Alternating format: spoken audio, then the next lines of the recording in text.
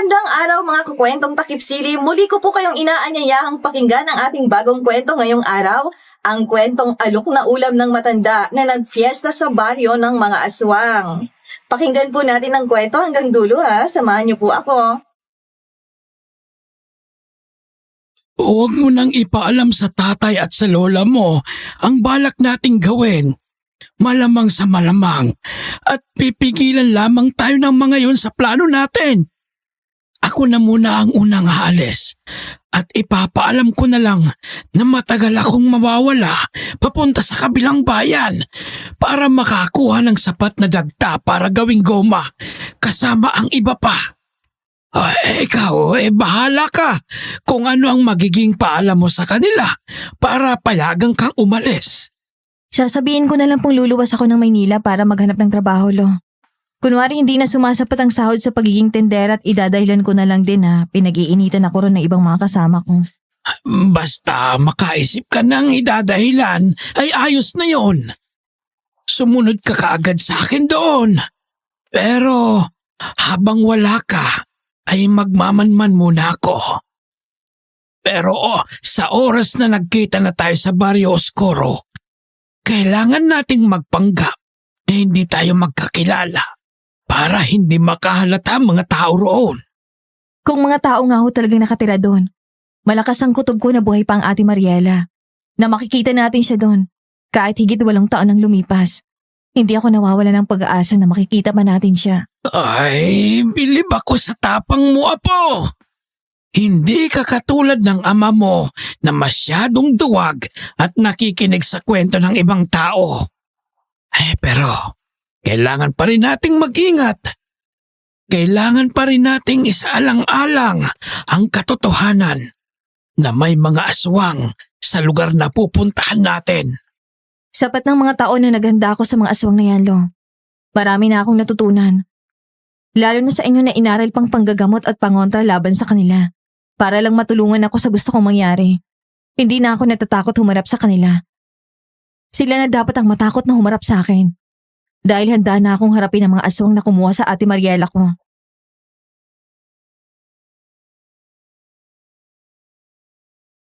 Kapag ba may nawalang isang taong malapit ng gusto sa inyo, titigil ba kayong hanapin to kahit lumipas na ang ilang taon? Anong gagawin mo kung nawala ang isang taong mahalaga sa'yo sa hinihinalang baryo ng aswang? Maglalakas loob ka bang pasukin ang mundo nila para mailigtas ito?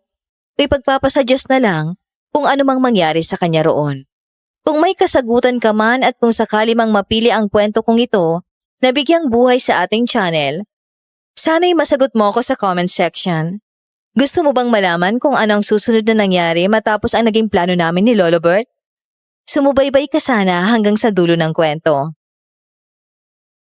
Isang magandang araw sa lahat ng nakikinig dito sa kwentong Takip Silim. Ganoon na rin sa iba nating mga channel. At lalo na po sa iyo, Miss Neri. Isa po akong malaking tagahanga, pero matagal bago nabuo ang loob kong ipadala sa inyo ang aking sariling karanasan. Medyo nanginginig pa ako dahil sa pagiging pasmado ng mga kamay ko, pero handa akong itipa ito hanggang sa dulo ng aking karanasan. Ako nga po pala si Ligaya, hindi ko tunay na pangalan. Edad na 48 anyos at nangyari sa akin ito, 23 taon na rin ang nakalilipas. Pero maniwala po kayo at sa hindi, sariwa pa rin sa alaala ko ang lahat na parang kahapon lang ito nangyari. Ang naging mitsa po ng lahat para pag-aralan ko kung paano nga ba lumaban sa mga aswang ay dahil sa Ate Mariela ko na nawala noong 17 anyos ako matapos niyang makipagkita sa isang lalaking hindi niya palubos na kilala. Nagpaalam lang siya noon na maliligo sa ilog kasama ang mga kaibigan. Pero hindi na siya nakauwi at nang tanungin namin ang mga kaibigan niya kung saan nagpunta, hindi naman daw nila ito kasama. Nabasa ko na lamang sa diary niya noon ang totoo, na nakipagkita siya sa isang lalaking nagpakilalang Dario na naging suki niya sa palengke. At ang pinaka nakakapanlumo, nakatira ito sa baryong kinatatakutan ng marami noon. Dahil pinamumugaran daw ng mga aswang, sa Barrio Oscuro. Lumipas ang mga taon, hindi na namin siya nahanap at wala na kaming naging balita sa kanya. Sumuko na rin ang pamilya ko na mahanap pa siya. Pero kami ni Lolo Bert, hindi. Nagdaan man ang 8 taon, nag-aalab pa rin sa puso namin na hanapin siya. Dahil alam naming buhay pa siya o kung hindi man, ipaghihiganti namin siya. Sisimulan ko po ang kwentong ito sa isang tahimik sanang tanghali. Pero binulabog ang pag-eempake ko ng mga gamit nang dumating at kumprontahin ako ng tatay Kaloy ko.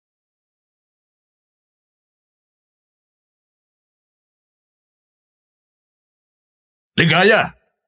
Ano tong nalaban ko, ha? Tay, bakit po? Anong nalaman nyo? Huwag ka na nga magmaang-maangan na parang hindi mo alam kung anong ibig kong sabihin. Yung tungkol sa plano niyo ni tatay. Ang paalam niya mangunguha ng dagta ng goma. Pero may nakakita sa kanyang papunta sa baryong yon. May nakapagsabi sa akin at alam kong posibleng plano niyo talaga yon. Tay, ano ho bang sinasabi nyo dyan? Anong plano? Sus Maria Josep, magsisinungaling ka pa talaga. Bakit hindi mo pa aminin hindi ka naman talaga pupunta ng Maynila para maghanap ng trabaho? Ligaya, hindi ako nakapagtapos sa pag-aaral pero hindi ako bobo. Hindi ko po talaga alam kung anong sinasabi nyo. Ang alam ko, nagpunta sa kabilang bayan si Lolo Bert. Oo, sa kabilang bayan. Sa baryo kung saan nawala ang ate mo. Huwag mo na nga akong paikutin. Anak kita at alam ko ang takbo ng utak mo.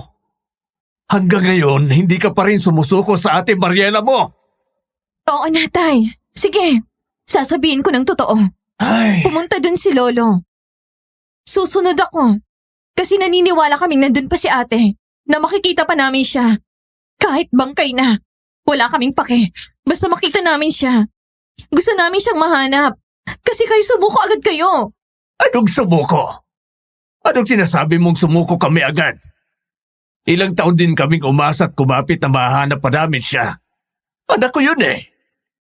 At sinikap ko naman. Ginawa ko ang lahat. Pero sa tuwing susubukan naming pumasok doon, ang dami na agad nangyayari. May natatagpo ang bangkay, may nawawalang bata, may nakunang buntis. Kaya paano pa kami magkakaroon ng lakas ng loob na pasukin yon? Ikaw, Ligaya, hindi ka ba natatakot na sumugal para lang makapasok doon? Bakit naman ako matatakot, Tay? Hindi ako natatakot dahil gagawin ko to para kay ate. Sa lolo mo, hindi ka ba natatakot para sa kanya, ha? Matanda na ang tatay, pero dinamay mo pa. Hindi ko naman siya pinilit. Nagkusa siya. Kasi parehas kami nangangarin. Iisa lang ang nais namin ang makita si Ate Mariela. Anak naman, hindi mo pa rin ba tanggap? Tanggapin mo na. Ilang taon na ang lumipas, oh. 8 taon na, malapit ang maging dekada. Hindi, Tay. Mahal na mahal ko si ate. Hindi siya ganun kadaling bitawan kahit ilang taon pang lumipas. Kahit umabot pa ng 2 dekada. Hinahanap-hanap ko pa rin siya dahil siya lang ang ate ko. Ang kapatid ko. Ano bang nangyayari sa inyo at naririnig ko kayo nagtatalong mag-ama, ha? Ito po kasing apo mo na eh. Hindi yan magtatrabaho sa Maynila. Nagsinungaling siya sa atin at ang malala pa, dinaman niya pa talaga si tatay sa kalokohan niya. Ano? Anong si tatay mo? Umalis si Bert kasama ang mga kasamahan niya, hindi ba? Nagsinungaling sila sa atin, Nay. Akala nila hindi ko malalaman ang tungkol sa balak nilang gawin. Mabuti na lang at may nakakita kay tatay at sinabi yun sa akin. Ay, Diyos ko, si Lamberto. Anong pumasok sa utak niya at bakit? Apo naman, bakit pati ang lolo mo? Lola, hindi naman po ako nagsabi na sumama siya sa akin eh. Siya pong may gusto nun. Siya pa nga po nagpresentang mauuna siya. Ay, naku po ang asawa ko. Kung kailan naman tumanda na sa kapay di nag-isip ng maayos, Carlos, hindi ako makahiga. Nakihinyata ako. Nay, Lola, huminga kayo ng malalim. Kita mo na kung anong sinasabi ko sa'yo, Ligaya. Dahil yan sa mga pabarabaran yung desisyon, hindi ka nag-iisip ng maayos bago maituloy ang isang bagay. Paano kapag may nangyari sa lolo mo ngayon, ha? O kaya sa lolo mo nang wala tayong kaalam-alam? ang sakit ng dibdib ko, Lamberto. Ay, Diyos ko. Ay, Day. Sa oras na ituloy mo pa ang pagpunta roon, Ligaya, ibig sabihin, sinusuway mo na talaga ako bilang ama mo. 2 lang ang pagpipilian mo. Susunduin mo lang ang tatay doon o itutuloy mo pa rin ang kaibangan mo. Mamili ka! Pasensya na po. Lalo na sa inyo, Lola. Pero desidido akong pumunta ron. Hahanapin ko ang ate, buhay man o bangkay. Magkaroon lang ng kapayapaan ang puso ko na kahit papano, may ginawa ko. Ay, ligaya! Lintik! Ano bang nangyayari? Bakit ang titigas naman ng loob ninyo ng lolo mo, Apo? Maluhaluha akong tumalikod sa kanila noon. Hindi na ako nakasagot pa sa tanong ni Lola. Kinuha ko ang bag ko at sinarayo ng tuluyan. Isang huling tingin pa sa tatay ko na pinaiinom ng tubig si Lola Serapina. Alam niya na agad kung anong desisyon ko. Napiling na lang siya sa akin at nakita ko kung paanong umigting ang kanyang panga sa labis na pagkadismaya. Hindi niya ako tinawag nang lumabas ako sa pinto at diretso na rin akong umalis kahit na nag-aalala pa ako sa kalagayan ni Lola. Mabigat man ang loob ko dahil sa pag-alis ng may sama ng loob ang pamilya, tumuloy pa rin ako. Narating ko ang arko ng Barrio Oscuro at doon ay sinalubong ako ng kakaibang kilabot. Para bang unti-unting nilalamo ng dilim ang kalangitan habang humahakbang ako papasok. Hindi ako lumingon sa pinanggalingan ko dahil baka mawala pa ang natitira kong lakas ng loob. Mukha namang normal ang paligid sa unang tingin dahil sa lawak ng taniman ng palay, mais at tubo. Pero habang naglalakad, naramdaman ko ang mga matang nakatingin sa bawat galaw ko. Halos lahat ng magsasakay na patigil sa ginagawa nila para lingunin ako. Nakaramdam ako ng kaba. Lalo pa ng dalawang lalaki ang naglakad palapit sa akin, natansya ko. Halos kaedaran ko lang. Ang isa sa kanila, may hawak pang halabas. Uy! Napakagandang binibina ang naligaw rito sa amin ah. Mukhang bago ka lang dito sa baryo namin ah. Bago ang mukha mo. Sigurado ako ngayon lang ang unang beses na nakita kita rito. Anong ginagawa mo rito? Hindi to lugar para sa mga tulad mong napadpad lang. Pasensya na po. Nagbabaka sakali lang po sana ako makahanap ng trabaho sa sakahan at murang matutuluyan. Dito na ako dinala ng mga pa ako sa paglalakad. Trabaho ba? Tamang-tama ang dating mo. Dahil kailangan ng dagdag na kamay sa ano yan. Ano muna pangalan mo? Ako si Abet. Siya naman ang kaibigan kong si Gabriel. Pasensya na ha. Mukha lang siyang seryoso masyado. Pero di ka naman kakagatin bigla niyan. Di kaya. Di kaya pang pangalan ko. Baka lang matulungan niyo akong makapaghanap ng paupahan dito. Pati na rin trabaho. Kaya ko naman kahit ano, kahit dito sa bukid. Wala nang bakanting pwesto rito. Mabuti pa ay bumalik ka na sa pinanggalingan mo bago pa lumubog ang araw. Kailangan ko po talaga ng trabaho. Lumayas ako sa amin at wala na akong ibang mapupuntahan. Hayaan mo siya, Gabriel. May alam ang Kuya Dario ko na murang paupahan na swak sa'yo. Yung paupahan ni Tandang Sol, hindi ko lang alam kung may bakante pa ngayon. Punta na lang natin siya ngayon. Totoo po ba? Malaking tulong po yan kung sakali. Wala kasi talaga akong mahanap hanggang sa dito na ako napunta. Tinuro na rin sa akin ng isang tendera na baka ng araw makatsyempo ako rito. Imposibleng may taong magturo sa'yo ng lugar namin. Hindi nila yung gagawin. Uy, Gabriel, ano ka ba? Itatakot mo naman tong si Ligaya Nagsasabi lang ako ng totoo, Ambet. Please po, tulungan niyo na ako makapasok. Hindi naman ako masamang tao Oo naman. Ipapakilala ka rin namin kay Tandang Sol, ang namumuno rito sa lugar namin. Pero, para sigurado ang pasok mo sa bukid. At alam mo na, baka magkaroon ka pa ng diskwento kapag nagkausap kayo ng maayos. Sumibol ang konting pag-asa sa dibdib ko dahil mukhang magiging madali ang pagpasok ko sa loob. Sumunod ako kay Ambet habang daladala ang mabigat kong bag. Hindi ko mapigilang mapaisip kung nasa na kaya si Lolo Bert sa malawak na lugar na yon at kung saan ko siya unang hahanapin. Maya-maya, naramdaman ko ang pagtabi sa akin ni Gabriel habang naglalakad kami. May ibinulong siya na nagpabilis ng tibok ng puso ko at nagpabalik ng lahat ng takot na pilit kong itinatago.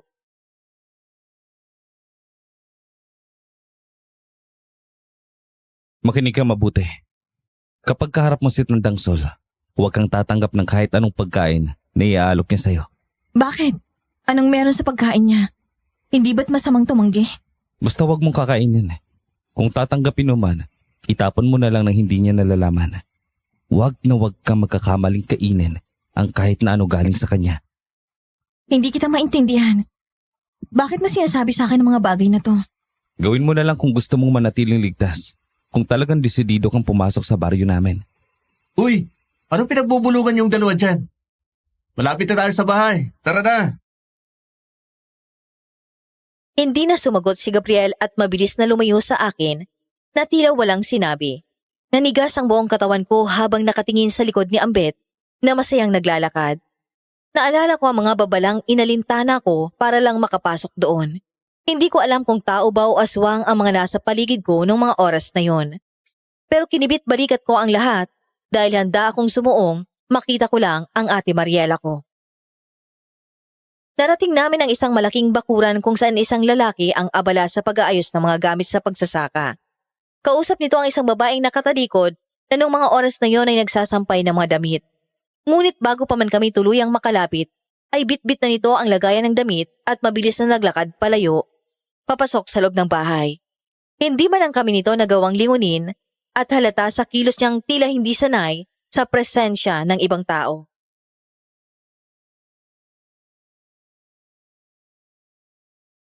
Kuya Dario, Oh, Ambet, napadalaw kayo. mukhang magkaaway na naman kayo ng kasama mo ah. Hindi man lang kami nilingon o binati bago pumasok sa loob. Ang lakas ang pakiramdam ng may ibang tao, umiwas agad. Hayaan mo na yon. Alam mo namang masama ang timpla ng pakiramdam nung nitong mga nakaraang araw. Pero kailangan niya pa rin kumilos dito sa bahay. Dahil wala namang ibang gagawa at bata pang anak namin. Oh, sino ba tong kasama niyong magandang binibini? Ah, si Ligaya kuya. Naghahanap siya ng trabaho sa sakan at matutuloy dito sa baryo natin. Inisip ko na baka pwedeng doon siya kinatandang sultumuloy. Ah, ganun ba? Napakabihira ng ganitong pangyayari na may pupunta dito sa atin para sa ganyang bagay. Hindi ko lang sigurado kung may bakante pa ron sa paupahan ng matanda. Bakit? Marami na bang nangungupahan doon? Noong nakaraang araw lang ay may matandang lalaking dumating para mangupahan din. Matandang lalaki po. Mag-isa lang po ba siya nung dumating dito? Oo, mukhang galing din sa ibang bayan at nagbabaka sakaling makahanap ng mapagkakakitaan dito. Ah, mabuti pa siguro. Sumadyan na lang tayo sa bahay ni Tandang Sol para malaman natin ang totoo. Mas mainam pa nga ang naisip mo. Puntahan na lang natin siya ngayon bago pa magdilim. Dahil alam nyo naman ang matandang yun, maagang nagpapahinga. Habang naglalakad kami palayo sa bahay ni Dario, mabilis na naglakbay ang isip ko. Sigurado akong si Lolo Bert ang tinutukoy ni Dario na matandang nangungupahan doon. Kabado man, ay hindi ako nagpaalata sa mga kasama ko. Pinili kong manahimik na lang habang tinitingnan ang paligid na tila lalong bumibigat ang hangin. Inilabutan ako ng maalala ang babala ni Gabriel tungkol sa pagkain ng posibleng ialok sa akin ng mga sinasabi nilang namumuno sa kanila.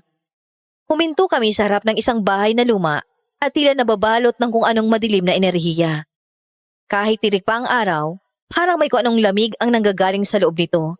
Amoy luma, amoy alikabok at may kasamang kakaibang matapang na amoy na hindi ko maipaliwanag.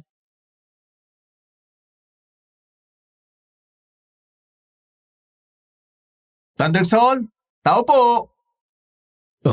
Mukhang nasa loob siya. Narinig ko ang kalansing ng mga gamit sa kusina. Tao po! Si Ambit po ito! Sandali lang. Nandyan na. Huwag kang mag-alala, Ligaya. Susubukan namin kami ni Kuya Dario ang kumausap para mas mapadali. Natahimik lang si Gabriel sa likuran namin. Hindi kumikibo at tila may malalim na iniisip. Maya-maya pa, ay dahang-dahang bumukas ang pinto. Muntik na akong mapaatras nang makita ko ang itsura ng matandang babae. Nanlilisik ang kanyang mga mata na tila may nakikitang hindi namin nakikita. Kulubot ang kanyang mukha at may ilang mga baltik sa kanang bahagi ng kanyang pisngi.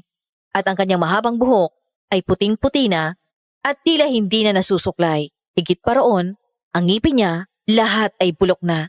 Nagahalos sa maruming kulay dilaw at itim. Sino tong bago niyong kasama, Ambet? Bakit tila napakarami niyo yata ngayong hapon ang pumunta sa akin? May kailangan ba kayo? Pasensya na po sa istorbo, Tandang Sol. Kasama po namin ang bago naming kakilala, si Digaya. Naghahanap po siya ng matutuluyan dito sa baryo. May bakante pa ho ba kayo rito? Ligaya. Kay gandang pangalan. Tamang-tama ang dating nyo. Kakaalis lang ng isa kong nangungupahan kaninang umaga. Aligagang binatang yon. Parang may hinahabol o may kinatatakutan, kaya mabilis na umalis. Aligaga po? Bakit do po? Hindi na nagpaliwanag. Basta kinuha ang mga gamit at tumakbo palabas. Hindi ko na rin tinanong. Balita ko naman may sira daw yun sa pag-iisip. Kaya baka kung ano-ano nang nakikita sa paligid niya. Ikaw na lang ang umuko pa sa kubo niya. Eksakto pala ang dating natin, Ligaya. Tandang Sol, baka may ibibigay kayo sa kanya sa sakahan. Ngayon ay kailangan ko ng taga-ayos at taga-bilang ng mga aning gulay. Kung ilang buslo, magaan lang naman ang trabaho. Hindi ka mapapagod ng husto, Ligaya. Bukas na bukas din ay pwede ka nang magsimula kung gusto mo. Maraming salamat po, Tandang Sol. Malaking tulong po ito sa akin. Sige na. Sina Ambet at Gabriel ang bahalang magturo sa'yo kung nasaan ang kubong yon. Malinis na yon at may mga kagamitan na rin sa loob. Maiwan mo na rito si Dario. May kailangan kaming pag-usapan tungkol sa mga huling ani. Sige na. Mauna na kayo ron sa kubo. Susunod na lang ako mamaya. Napatingin ako kay Gabriel, ngunit nanatili siyang walang kibo. Tanging ang mga mata lang ni Tandang Sol at Dario ang nagpalitan ng kakaibang tinginan na tila may lihim silang dalawa na sila lang ang nakakaalam. Bago pa man kami tuluyang makahakbang palayo, humabol pa ng salita ang matanda. Teka, Ligaya. Kung magkakaroon ako ng oras mamayang gabi, ipagluluto kita ng espesyal na hapunan. Bilang pagtanggap na rin sa'yo rito sa aming baryo. Masarap akong magluto. Hindi mo pagsisisihan. Sige po. Maraming salamat po uli. Naway tumagal ka rito sa amin. At maging maligaya ang iyong pananatili. Di ba? Ang bait ni Tandang Sol. Kaya mahal na mahal yan ng lahat dito sa amin. Oo nga halata nga. Ba't ang tahimik mo naman yata dyan, Gabriel? Anong problema, pre? Wala naman. Tara na. Malapit ng dumilim. Hayaan na rin natin makapagpahinga si Ligaya. Oo nga pala, may tanong muna ako. Ano yun? Yung mga paupahan ba ni Tandang Sol, magkakadikit o magkakalayo? Magkakalayo, pero malapit sa tanaw. May kubo, merong konkreto, kung malaking pamilya ang titira. May malasakit kasi sa mga tao mga taga rito. Kaya kapag walang maayos na tirahan, inaalok niya ng murang halaga. Sinadya niyang paglayo-layuin para magkaroon pa rin ng pribadong espasyo ang bawat isa. Ganun ba? Ayos rin pala. Tumalikod na kami at nagsimulang maglakad patungo sa likod ng bahay ni Tandang Sol. Doon daw kasi ang daan at hindi ko makakalimutang malapit ang mga iyon sa kakahuyan. Hindi ko maalis sa isip ko ang sinabi ni Gabriel na huwag tumanggap ng kahit anong iaalok sa akin ng matandang tinatawag naman nilang mabait. Kinalabutan ako habang inaalala ang mga titig ni Tandang Sol. Tila ba bawat ngiti niya ay may kalakip na patibong na hindi ko pa nakikita. Sa kabila ng takot, kailangan kong maging matatag at alalahanin kung bakit nga ba ako nandoon. Hinatid nila ako sa bago kong tutuluyan. Bagaman malinis, ramdam ko ang bigat ng katahimikan sa paligid. Dahil malayo ito sa ibang mga tirahan. Wala ring kuryente, kaya tanging liwanag mula sa labas ang nagbibigay ng anyo sa loob. At gasera naman sa gabi. Tumango na lamang ako bilang pagsang-ayon bago nila ako tuluyang iniwan. Nang masiguro kong wala na sila, dahan-dahan akong lumabas ng pinto. Bitbit ang kaba, nagsimula akong maglakad para hanapin ang palatandaang binilin sa akin ni Lolo Bert. Ayon sa aming plano, magsasabi siya ng pulang tela sa labas ng kanyang tinutuluyan. Nadaanan ko ang 2 kubo na tila bakante naman. Taliwas sa sinabi nilang puno na ang mga paupahan doon. Nang mamataan ko ang pulang tela sa isang maliit na dampa, agad akong lumapit at kumatok ng mahina. Bumukas ang pinto at iniluwan nito ang pamilyar na mukha ng aking lolo.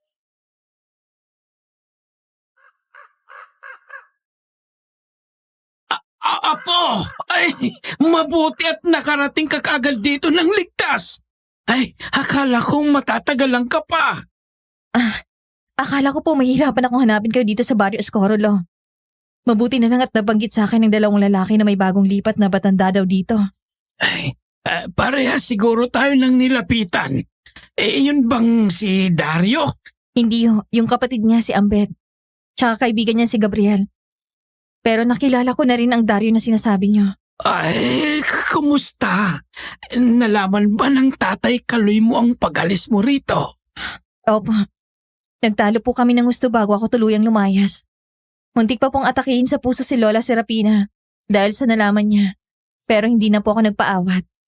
Dahil alam kong kailangan nating mahanap si ate. Ay, alam kong masama ang loob nila. Pero hindi na tayo pwedeng umatras. Nandito na tayo sa kuta ng mga kalaban, Ligaya. Ano po bang nalaman niyo habang nagmamanman kayo rito?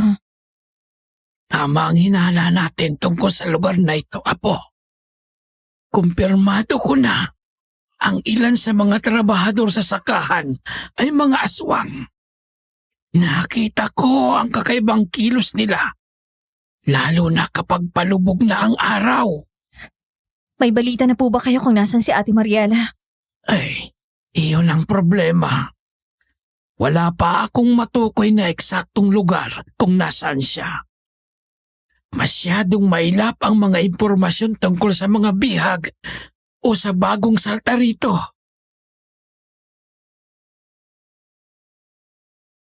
Nagkatinginan kaming 2 ni Lolo, bagaman may takot na naig pa rin ang kagustuhan naming mabuo ang aming pamilya. Ngunit sa lawak ng baryong yun, hindi namin alam kung saan ang susunod naming hakbang. Saglit pa kami nag-usap tungkol sa magiging plano namin. Paglabas ko ng kubo ni Lolo, sinalubong ako ng malamig na simoy ng hangin. Malapit ng gumabi. Naglalakad ako pabalik sa aking tinutuluyan nang makita ko si Gabriel na nakasandal sa isang puno ng mangga. Tila hinihintay niya ako at ang kanyang titig ay tila may gustong ipahiwatig na hindi ko pa mawari. Saan ka galing? Alam mo bang delikado para sa tulad mong maglakad dito ng mag-isa? Sinubukan ko lang maglakad-lakad ng maging pamilyar ako sa lugar. Ikaw, bakit ka nandito? Hinihintay mo ba ako? Kung ako sa'yo, babalik na ako sa pinanggalingan ko habang maaga pa. Bakit ba parang gusto mo akong paalisin, Gabriel? Wala naman akong ginagawang masama. Gusto ko lang magtrabaho. Hindi mo kilala ang mga tao rito. Akala mo ba, madaling pumasok at lumabas sa Barrio Oscuro nang gano'n na lang? Hindi ako natatakot sa kahit kanino rito. Ang tapang mo, ang maaaring maging mitsa ng buhay mo. Tandaan mo ang babala ko tungkol sa pagkaing pwedeng elok sa'yo ng kahit sinong nakatira dito. Huwag ka magtitiwala kahit kanino. Pati ba sa'yo? Hindi ako dapat magtiwala. Lalo na sa akin, Ligaya. Dahil hindi mo alam kung anong kaya kong gawin sa mga tulad mong matigas ang ulo. Mabilis siyang tumalikod at naglahos sa dilim. Naiwan akong nakatayo roon. Lalong naguguluhan sa mga binatawan niyang salita. Hindi ako nakinig. Dahil alam kong hindi na ako pwedeng bumalik. Dahil ang tanging paraan para mabuhay ay ang harapin ng dilim. Kahit gaano ka pa nanginginig. Nung umagang yon, maaga akong gumising para magsimula sa trabaho sa sakahan. Kahit kinakabahan sa kung anong maaaring mangyari sa unang araw ko, kailangan kong magmasid. Napansin ko agad si Dario na seryosong nagmamando sa mga magsasaka sa gitna ng malawak na lupain. Ligaya, dito ka sa tabi ko. Hayaan mo sila dyan. Hindi ganyan na magiging trabaho mo rito. Ituturo ko sa iyo ang sistemang pagtatala rito. Sige. Ano bang uunahin ko rito sa listahan? Nasaan nga pala si Ambet? Bakit hindi ko siya nakikita? Huwag mong alalahanin ang isang yun. May iba siyang trabaho. Doon siya sa katayan. Ganito lang gawin mo. Isulat mo rito ang bilang ng mga sako ng mais na nailalabas ng mga tauhan ni Kuya Dario. Siguraduhin mong tumpak ang bawat guhit. Dahil maigpit sila sa bilang. Mukhang seryoso nga si Dario sa ginagawa niya. Kanina pa siya hindi tumitigil sa pagsigaw ng mga utos. Ganyan talaga rito. Gusto nila ay mabilis ang galaw bago pa uminit ng gusto ang sikat ng araw. Siya nga pala, pinuntang ka ba ni Tandang Sol nung gabi sa tinituluyan mo? Hindi naman. Bakit mo na itanong? Mabuti naman kung ganon.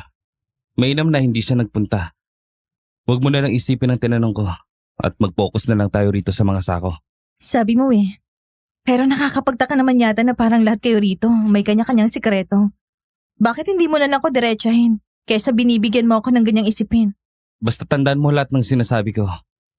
Iyon ang mahalaga. Noong mga oras na yon, ramdam ko ang tensyon sa bawat galaw ni Gabriel. Tila ba may gusto siyang sabihin, pero pinipigilan niya ang sarili niya. Itinuloy ko na lang ang pagbibilang habang paminsan-minsang ninanakawan ng tingin si Dario. Masyado siyang mahigpit at maautoridad. Ayaw niyang may magkamali sa mga tauhan niya.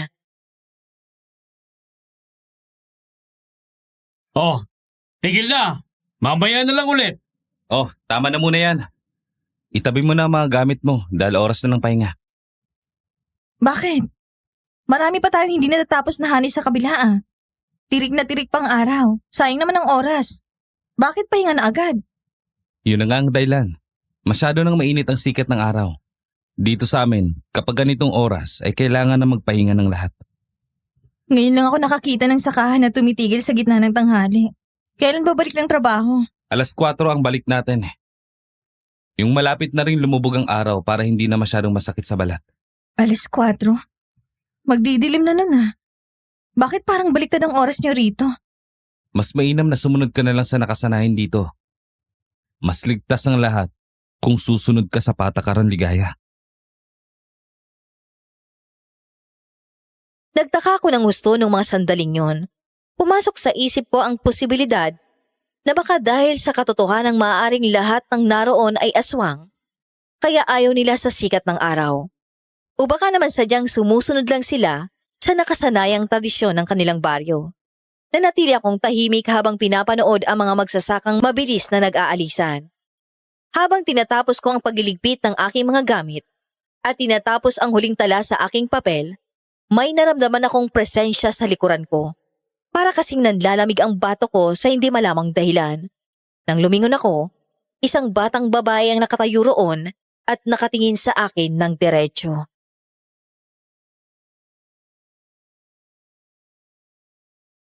Ay, Diyos ko! Bata, saan ka nang galing?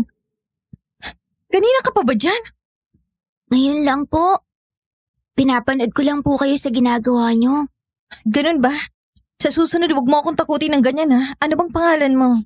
Maya po ang pangalan ko. Maya. Napakagandang pangalan. Ano nga palang ginagawa mo rito? Bago lang ako rito, kaya pasensya na kung nagulat man ako sa'yo. Ayos lang po. Noong mga sandaling yon, tila huminto ang pagtibok ng puso ko. Nanlaki ang mga mata ko nang mapansin ko ang isang bagay na nakasabit sa leeg ng bata. Isang lumang kwintas na hinding-hindi ko makakalimutan. Pamilyar sa akin ang itsura nun dahil ako mismo ang may gawa ng kwintas na yon.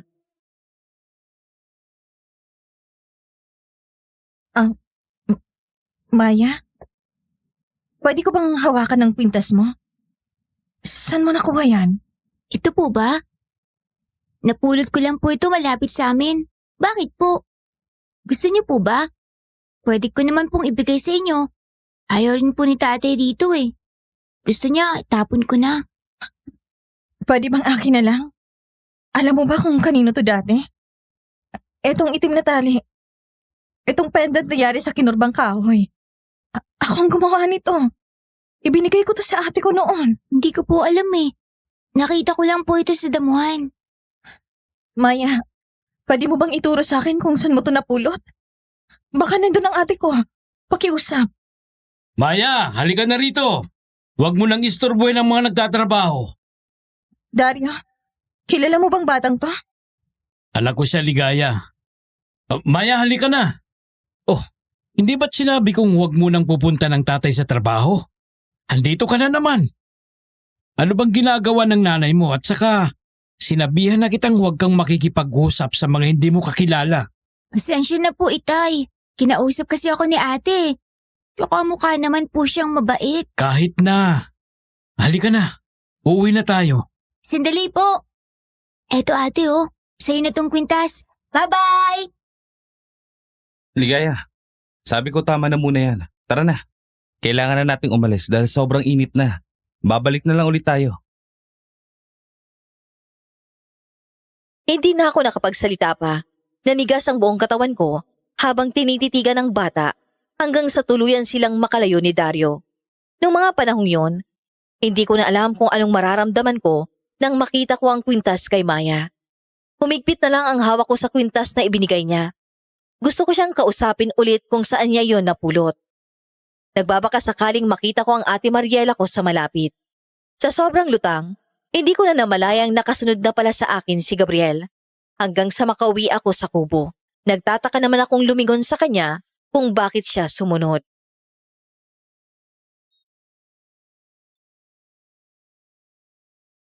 Gabriel, bakit ka sumunod? Hindi mo ba ako naririnig na nagsasalita habang nakasunod ako sa'yo? Hindi. Parang hindi ko nga alam kung paano ako nakauwi mag-isa eh. Kanina lang nasa sakahan tayo. Mukhang malalim ang iniisip mo habang nakatingin sa kwintas. Kanina pa kita napapansin, Ligaya. Bakit ka nga sumunod? Anong gagawin mo? Ang sabi ko sa'yo kanina kung hindi mo ako naririnig. Nagdala ako ng pagkain para sa'yo. Akala ko ba sabi mo wag ako magtitiwala kahit kanino rito sa inyo? Bakit ngayon inaaya mo akong kumain ng dala mo? Di ba't sinabi mong kahit ikaw ay hindi ko pwedeng pagkatiwalaan? Sinabi ko yun para hindi ka mapahamak sa iba. Sasamahan na lang kita. At ako mismo ang nagluto nito. Kaya makakasiguro kang malinis to at walang kahit anong nilagay rito. Tinanglarang native na manok yan. Masarap at siguradong hindi ka mapapasama. Maraming salamat, Gabriel. Wala nga rin pala akong pagkain dito sa bahay. Pasensya ka na rin kung lumilipad ang isip ko. Hindi ko lang inaasahan ang mga nakikita ko rito. Sabihin mo nga sa akin, bakit ba desidido ka talaga manatili rito? Dahil lang ba talaga sa trabaho at dahil lumayas ka talaga sa inyo? Hindi naman siguro masama kung magsasabi ako ng totoo sa'yo. Sa totoo lang, nagbabaka sakali akong mahanap ang ate ko na 8 taon nang nawawala. Nakarating ako dito dahil sa mga huling balitang dito siya huling nakita. Matagal na panahon ng 8 taon, Ligaya. Bakit hindi ka pa sumusuko? Dahil kapatid ko siya. At hanggat walang kasiguruhan, hindi ako titigil. Ikaw, bakit parang pinipigilan mo ako nung una, pero ngayon tinutulungan mo ako? Mahirap ang paliwanag. Pero ayaw ko lang na may mangyaring masama sa mga taong walang kinalaman sa kung anong meron dito. Nung mga oras na yon, parang 2 ordinaryong tao lang kaming nag-uusap at sumusubok na maging magkaibigan. Ramdam ko ang pag-iingat sa bawat salita niya, pero hindi ko maikakailang gumaan ang loob ko sa kanya habang pinagsasaluhan namin ang pagkaing dala niya. Gayunpaman, mabilis na putol ang katahimikan nang marinig namin ang papalapit na mga yabag mula sa labas. Dumating si Ambet na tila walang pakialam sa itsura niya nung mga oras na yon.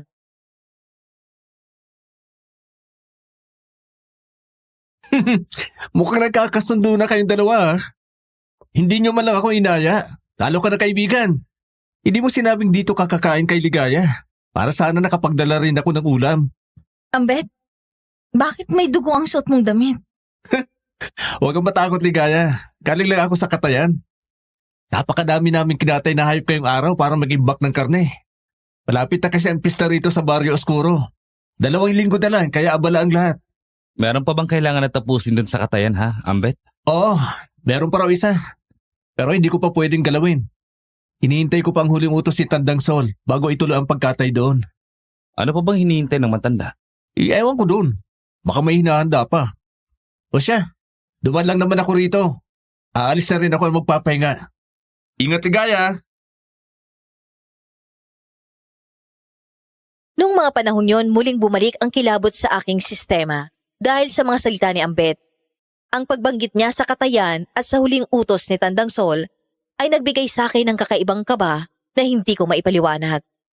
Tiningnan ko si Gabriel at nakita ko ang pagdidilim ng kanyang muka habang pinapanood ang papalayong kaibigan.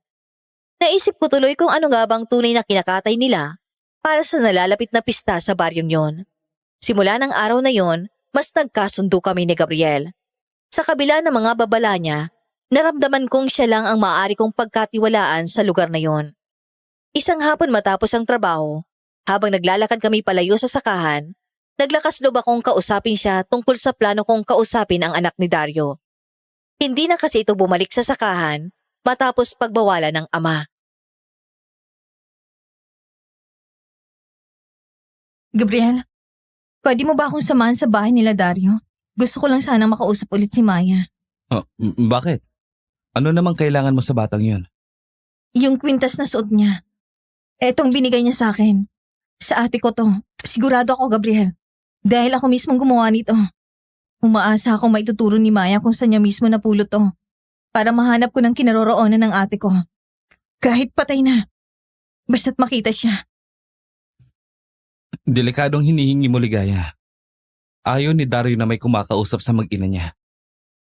Masado siyang maprotekta at mainitin ang ulo pagdating sa mga mahal niya sa buhay. Pakiusap, Gabriel. Ikaw lang ang makakatulong sa akin. Kailangan ko lang ng pagkakataong makalapit kay Maya kahit saglit lang. Sige, sasamahan kita. Pero tandaan mo, kailangan maging mabilis lang tayo. Huwag na huwag tayong papahuli kay Kuya Dario. Dahil tsak na magagalit yun pag nagkataong nahuli niya tayo. Oo. Hindi naman tayo magtatagal. Kukuha rin ako ng tiyempo. Bakas pa rin ang pag-aalinlangan sa mukha ni Gabriel. Pero wala na rin siyang nagawa sa pamimilit ko. Narating namin ang bakuran nila Dario.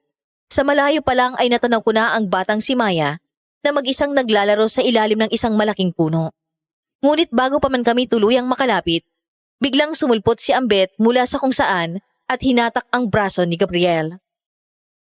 Napilitang sumama si Gabriel kay Ambet. Ngunit bago siya lumayo ay binigyan niya ako ng isang makahulugang tingin. Babala na mag-ingat ako. Sinamantala ko ang pagkakataon at dahan-dahang lumapit kay Maya. Gabriel! Mabuti at nakita kita. Halika muna. May kailangan akong sabihin sa'yo tungkol sa utos si Tandang Sol. Ngayon na ba? Sandali lang, Ambet. Importante to, pre. Tara na. Sandali, ano ba kasi yun? Hindi naman mawawala sa paningin mo yung Ligaya eh. Huwag ka masyadong bantay sarado sa tinatrabaho mo. Saglit lang to. Maya, hello. Naalala mo pa ba ako?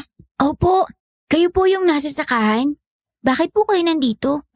Maya, yung tungkol sa kwintas na bigay mo. Saan mo nga ulit nakita to? Malapit lang po dito sa amin, ate. Pwede mo ba akong samahan? Puntahan natin. Pero kasi... Maya, kanina pa kita tinatawag.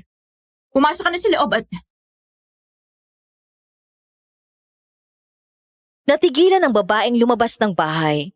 Ako man ay parang huminto ang pag-ikot ng mundo ko nang balingan ko siya. Pakiramdam ko noon, nakakita ko ng multo. Nanlaki ang mga mata niya nang dumapo ang tingin niya sa akin. Ang mukhang 8 taon kong hinanap.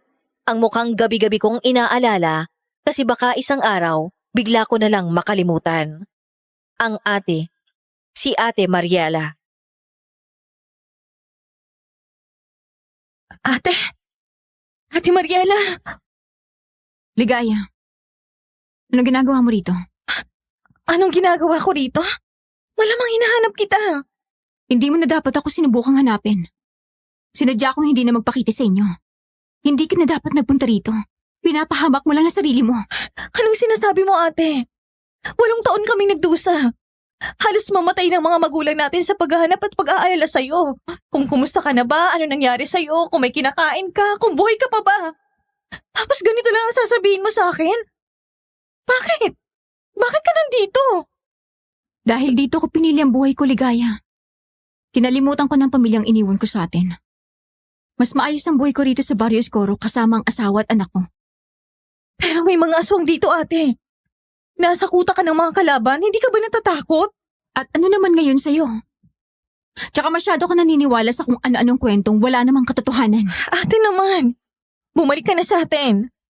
Sa atin? Ayoko. Wag na lang. Sa atin, pinipilit niyo ako sa mga bagay na hindi ko gusto. Pinipigilan niyo akong maging masaya. Si Dario ang nagbigay sa akin ng kalayaang hindi niyo maibigay. Kaya ako nakipagtanan sa kanya dahil dito ko nahanap ang tunay kong sarili. Hindi. Hindi ikaw ang ate ko. Ang ate ko, mahal kami. Hindi niya kami tatalikuran ng ganito. Nakaya ko na kayong hindi balikan ng 8 taon. Hindi ka pa ba naniniwalang kaya ko kayong talikuran? Pero ate, kahit sumuko na sina tatay na hanapin ka, hindi ako sumuko. Hindi rin sumuko si Lola Bert. Sana nga sumuko na lang kayo eh. Hindi naman na ako babalik kahit anong iyak at magmamakaawa mo sa harapan ko. Bakit ate? Naging masama ba kami sa'yo para gawin mo to sa amin? Para kalimutan mo kami na parang hindi mo kami kadugo? Kinalimutan ko na kayong lahat. Kalimutan mo na rin ako. Hindi ko mapigilan ang pagtulo ng mga luha ko habang pinapakinggan ko ang mga masasakit na salita ng sarili kong kapatid. Para akong pinapatay sa bawat katagang lumalabas sa bibig niya. Maya-maya pa, narinig ko ang pamilyar at mabigat na yabag ng isang lalaki. Anong nangyayari dito? Mariela? Sinong kinakausap mo? Kasalanan mo to pag nahuli tayo. Magkakilala ba kayo ng tagatalang ito, Mariela? Bakit kinakausap mo yan? Ano bang mahigpit kong bilin sa'yo? Ano ba kasing ginagawa niyo rito ni Maya sa labas? Wala ka namang gagawin dito. Kilala mo ba si Ligaya? Hindi. Ngayon ko lang nakita ang babaeng to. Naliligaw yata siya at naghahanap ng kung ano rito sa bakuran natin. Ikaw, Ligaya. Ano bang ginagawa mo rito? Umalis ka na. Opo, Kuya Dario. Pasensya na. Nanlambot ang mga tuhod ko sa narinig ko. Ang sarili kong kapatid, ang laman at dugo ko, ay ikinaila ako sa harap ng asawa imbes na ipakilala. Noong mga panahong yon, para akong pinagbagsakan ng langit at lupa at kinawawa ng mundo dahil sa mga sinabi ng ate ko. Hindi ko alam kung ano ang mas masakit. Ang katotohanang natagpuan ko na siya o ang katotohanang mas pinili niyang maging patay na sa aming pamilya. Na nandun lang pala siya, namumuhay ng tahimik at payapa, pero mas pinili niyang isipin naming nawawala talaga siya. Kaysa ipaintindi sa aming gusto niya lang doon manatili kasama ang binuo niyang pamilya. Hindi nagtagal, narinig ko ang mabilis na paglapit ni Gabriel at Ambet, nakakatapos lang mag-usap.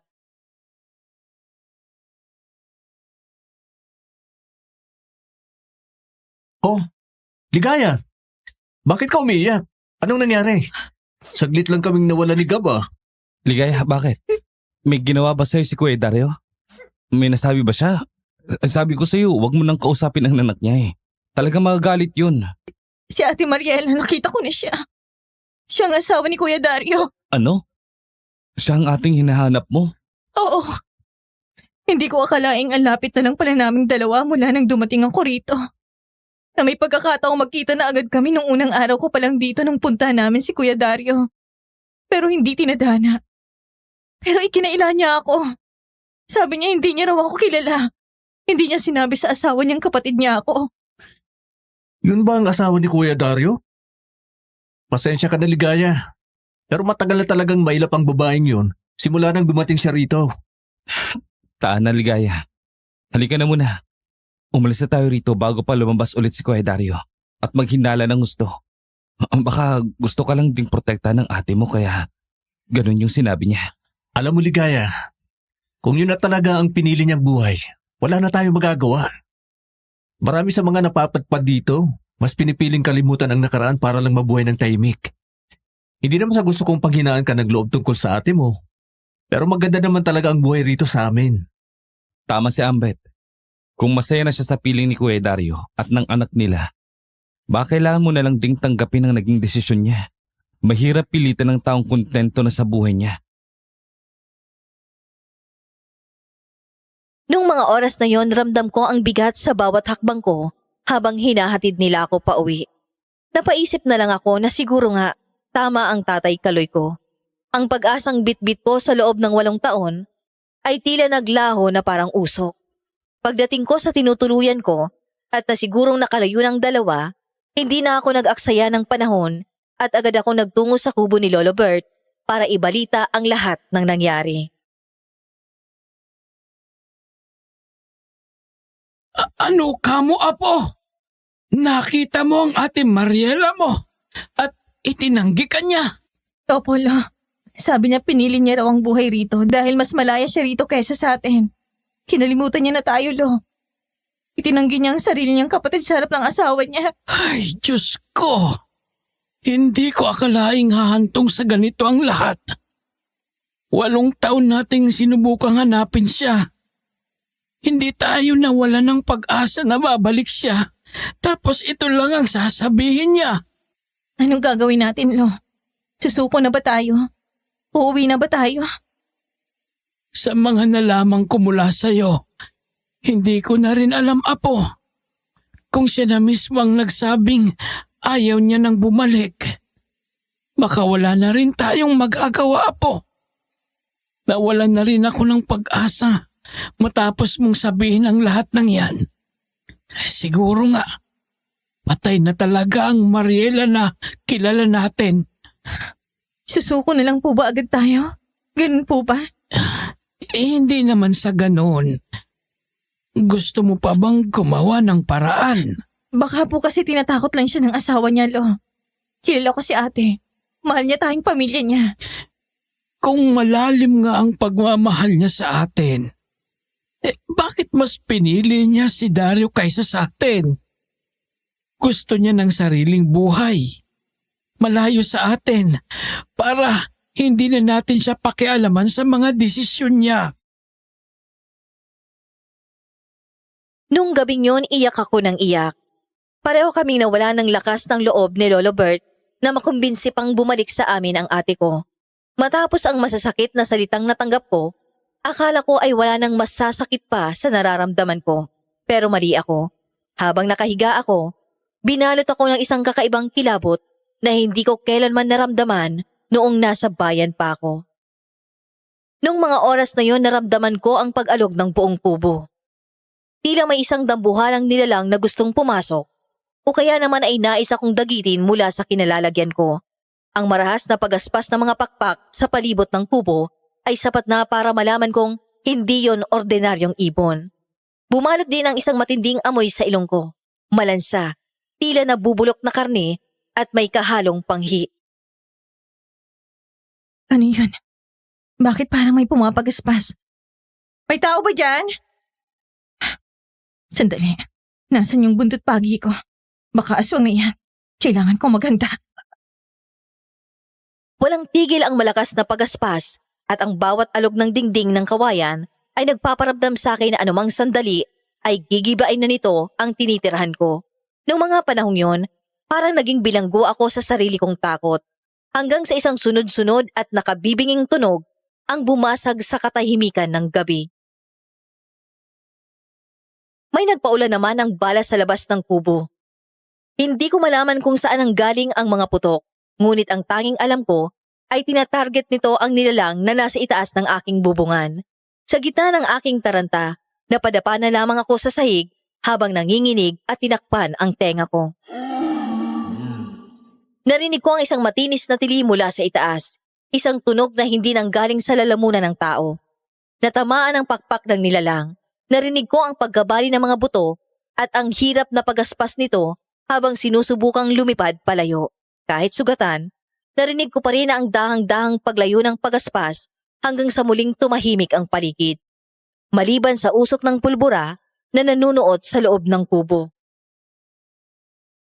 Tulong! Sinong nandyan? Ligaya, ayos ka lang ba? Gabriel, ikaw ba nagpapaputok? Anong ginagawa mo rito? Nakita ko ang aswang na umaaligid sa kubo mo. Pakiusap, lumapit ka rito. Kailangan na mailayo kita. Huwag kang lalapit. Paano ko malalaman kung hindi ikaw ang nagpadala ng nilalang na yon? Layuan mo ako. Baka tulad ka rin nila. Hindi ka rin mapagkakatiwalaan. Hindi, Ligaya. Ano ka ba? Nandito ako para tulungan ka. Lumayo ka sa akin! Bumalik ka rito! Delikado! Noong mga oras na yon, hindi ko na alam kung sino ang dapat pagkatiwalaan. Nanaig ang takot ko kay Gabriel, lalo na't bigla siyang sumulpot pagkatapos manggulo ng aswang at ng putukan. Wala rin naman siyang dalang baril. Kumaripas ako ng takbo palabas ng kubo. Binaliwala ang dilim at ang matatalas na damo na sumusugat sa aking mga paa. Hindi ko siya pinakinggan kahit anong tawag niya sa akin at sabing bumalik ako. Ang tanging nasa isip ko ay makalayo sa kanya at sa dambuhalang nilalang na sumalakay sa akin. Noong mga panahong yon, ang tanging liwanag na nakita ko ay ang nagmumula sa isang pamilyar na anino sa dulo ng daan. Si Lolo Bert. Sinalubong ko siya habang may hawak siyang baril. Ang usok sa dulo ng bariles nito ay sapat ng patunay kung sino ang tunay na nagligtas sa akin. Lolo! Lolo, tulungan mo ako! Dito, Apo. Sa likod ko. Huwag kang matakot. Hanggat hawak ko ang baril na ito, walang aswang na makakalapit sa'yo. Lo, kayo po palang nagpapaputok. Saan po galing ang baril na yan? Akala ko pa kukunin ako ng aswang na yun eh. Noong nakita kong umaaligid ang halimaw na yun sa kubo mo, hindi ako nag-atubili. Alam ko ang amoy nila. Kaya nakasiguro akong may aswang sa paligid. Buti na lang naasinta mo pa kahit malabo ng mata mo, Lo. Saan siya nagpunta? Hindi ko na siya nasundan ng tingin. Ang nakita ko na lang ay ang binatang pumasok sa kubo mo at kumaripas ng takbo. Nasaan na siya? Natakot po ako sa kanya na baka aswang din siya. Kaya tumakbo ako papunta rito. Hindi ko na alam kung nasan siya.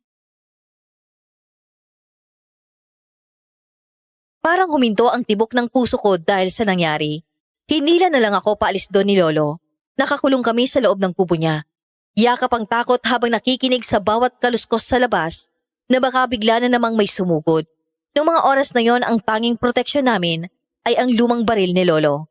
Ilang mga kagamitang galing sa albularyo at ang aming pananampalataya. Lo, nahanap na yata nila ako. Nandito ulit ang aswang. Huwag kang lalayo sa akin, Digaya.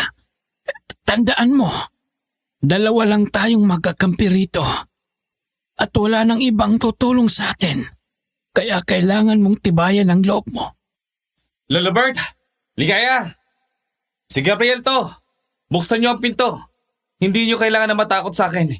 Hindi ko po kayo sasaktan kung yan ang inaakala niyo. Bakit ka nandito, Gabriel? Layuan mo kami! Di ba pinalis na kita? Bakit kailangan mo pa akong sundan? Pag-iusap, makinig kayo. Magsasabi na ako ng totoo tungkol sa mga nalalaman ko. Hindi niyo ako kalaban. Nandito ako dahil gusto ko kayong tulungan. Maniwala ka sa akin, Ligaya. Nung una ay puno kami ng pag-aalinlangan. Ngunit may kung anong katapatan sa boses ni Gabriel na nagtulak kay Lolo Bert na ibaba ang kanyang baril at pagbuksan siya.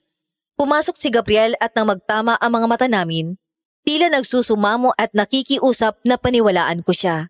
Sa hindi malamang dahilan, biglang lumambot ang puso ko sa kanya. Sige, Gabriel. Kung tunay kang ang kakampi at hindi mo kami sasaktan, anong dahilan mo para kampihan kami? Kung hindi ka nga tunay na aswang tulad ng isang yun na sumubok kuhanin ako. Hindi na ako magpapaligoy-ligoy pa. At wala na rin namang saysay kung itatago ko pang totoo. Mukhang hindi rin naman kayo maniniwala sa akin kung magsisinungaling pa ako. Ligaya, aswang ako. Pero hindi puro. Kalahating tao, kalahating aswang. Kalahati lang? Pwede bang bagay na yon? Imposible. Posible. Tawang nanay ko, aswang ang tatay ko. Pero bawal ang ganong klase ng pag-ibig para sa mundo ng aswang na kinabibilangan ng ama ko. Ang nanay ko, pinatay siya ng mga kauri ng ama ko dahil hindi raw katanggap-tanggap ang isang tao sa aming lahi. Dahil doon, nagtanim ako ng matinding galit. Lalo pat sa murang edad, naging saksi ako ng lahat. 7 taong gulang pa lamang ako noon. Simula noon, naganap na ako ng tamang pagkakataon para makaganti sa ginawa nila sa kanya. Na darating ang araw, may paggiganti ko siya. Na hindi ako tutulad sa tatay kung wala man lang ginawa para ipagtanggol siya at paglaban. Kung ganon, bakit mo kami tinutulungan ngayon? Ano ang kinalaman namin sa paghihiganti mo? Dahil nakikita ko ang ina ko sa inyo. Pero bago ang lahat, kailangan ko munang malaman kung ano ba talaga ang ugnahin yung dalawa. Ang hinala ng lahat, pati na si Tandang Sol, isa ka ring aswang, Lolo Bert. Dahil nakita ka nilang kumain ng bayawak. Para malinlang ang mga aswang. Kailangan gumawa ng kaunting sakripisyo. Kumain ako noon para hindi sila magduda sa tunay kong katauhan habang binabantayan ko ang apo ko at hinahanap si Mariela. Naintindihan ko po. Pero kailangan nyo mag-ingat sa mga ginagawa nyo. At dahil may connection pala kayo sa asawa ni Kuya Dario, karapatan nyo na rin malaman to. Ano yun? Maaaring sapitin ni Mariela ang sinapit ng ina ko. Dahil hindi naman siya aswang. Hindi sa kabilang sa mga narito. Nilililan na lang siya ni Kuya Dario para hindi umalis kahit na alam niya naman na kung ano mangyayari. 7 taon na si Maya. Ngayong taon na nakatakdang patayin ang nakikisalamuha sa amin. At ikaw, Ligaya. Target ka rin ni Tandang Sol sa darating na pista. Kayo ni Mariela ang planong ialay para sa kanilang ritual. Pati si ate. Pero asawa siya ni Dario. Ahayaan niya lang bang mangyari yon? Alam na ni Dario na kapatid mo si Mariela. Madalas itong mabanggit ni Mariela nung bago pa lang silang nagsasama. Kaya alam nila kung sino ka talaga. Planado na ang lahat, Ligaya. Bahagi kayo ng pagdiriwang nila sa pista sa darating na linggo. Hindi. Hindi ako papayag na saktan nila si ate kahit itinakwil niya ako. Anong gagawin natin? May plano ako. Pero kailangan yung sumunod para hindi nila ako mapaghinalaan na tumataliwas sa kanila. Una pa lang kita nakita. Naramdaman ko ng determinasyon sa iyo. Kaya napaisip ako kung ikaw na ba ang magiging susi para maubos ang mga sawang dito. Kaya naman, ako ang nagboluntaryong magbantay sa iyo nang marinig ko ang plano nila. Sinabi ko sa kanilang sisiguraduhin kong hindi ka makakatakas para hindi sila magduda sa katapatan ko sa grupo. Mapanganib ang laro mo, Gabriel. Kapag nalaman nilang totoo, pati ikaw ay ituturing nilang traidor. Baka pati ikaw ay patayin nila. Handa akong itaya ang buhay ko para matapos na ang kasamaan nila. Bukas, lalong hihigpit ang pagmamasid nila. Kaya dapat ay magkunwari kayong wala tayong nalalaman. Salamat, Gabriel. Salamat sa pagpanig sa amin.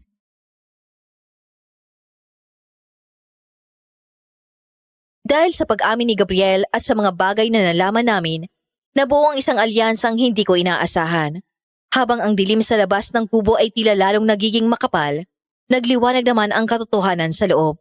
Noong mga panahong yon, alam kong nagsisimula na ang tunay na laban para sa aming kaligtasan at para sa kaligtasan ni Ate Mariela. Alam naming isang pagkakamali lang ay buhay naming 3 ang kapalit. Kaya naman kailangan naming maging mas matalino kaysa sa mga aswang na nakapalibot sa amin. Ngayong alam mo na ang totoo, Ligaya. Kailangan umakto kang wala kang alam. Huwag kang gagawa ng anumang ikalilito ni Tandang Sol. At ang pinaka-importante sa lahat, kailangan mo munang layuan si Mariela. Pero Gabriel, natatakot ako para sa kanya. Kailangan ko siyang kausapin. Baka sakaling magbagong isip niya at maliwanagan na siya. Paano kung saktan siya ni Dario? Mas mapanganib kung lalapit ka. Hayaan mo kung humanap ng tiyempo para makausap siya. Nang kaming dalawa lang, ako magpapaliwanag sa kanya ng tunay na balak ni Tandang Sol. Sa ngayon, kailangan mo magtiwala sa akin. Tama si Gabriel, Apo. Gagamitin natin ang sinabi ko kanina. Kailangan ng konting sakripisyo para malinlang ang mga nilalang na ito. Kung kailangang magmukha tayong kaaway sa paningin ng iba, gagawin natin? Pakiramdam ko, nawawala na tayo ng oras. May naisip na akong paraan para makalabas tayo rito ng buhay. Pero mas mabuting huwag ko munang sabihin sa inyo ang detalye. Mas mainam na hindi nyo alam para maging natural ang takot nyo kapag dumating ang araw na yon. Ano bang ibig niyong sabihin, Lo? Magpapatuloy ako sa pagpapanggap na hindi kita kilala. Mananatili akong aswang sa paningin nila. Kailangan kong kumilos na parang wala akong pakialam sa'yo para hindi sila makaamoy ng anumang sabuatan. Sangayon ako. Sa araw ng pista, isasagawa ni Tandang Sol ang pinakamatinding plano niya. Kailangan mo lang sumabay sa Agos Ligaya. Kapag ginawa ka na ni Ambet para dalhin kung saan gagawin ang ritual, sumama ka lang. Matakot ka, manlaban ka. Para isipin nilang biktima ka talaga at wala kang alam. Hayaan mong dalhin ka nila roon. Kakayanin ko. Kailangan kong tapangan para mailigtas ang ate ko at makalabas kami rito ng buhay. Huwag ka mag-alala. Hindi kita pababayaan. Babantayan kita sa malayo bilang gwardya mo. Tandaan mo, kailangan nilang maniwala na hawak ka nila sa leeg.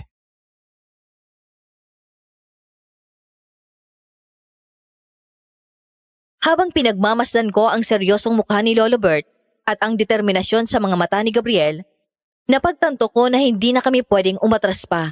Ang kailangan na lang namin gawin ay maghanda. Ang Barrio Oscuro ay tila isang malaking bitag at ang tanging paraan para makawala ay ang maging bahagi mismo ng patibong. Noong mga panahong yon, bawat segundong lumilipas ay tila isang paalala na papalapit na ang magiging madugong pista. Nagkunwari kaming magkakaaway habang sa ilalim ng aming mga maskara ay ang mithiing mapatumba ang kadilimang bumabalot sa baryong yon.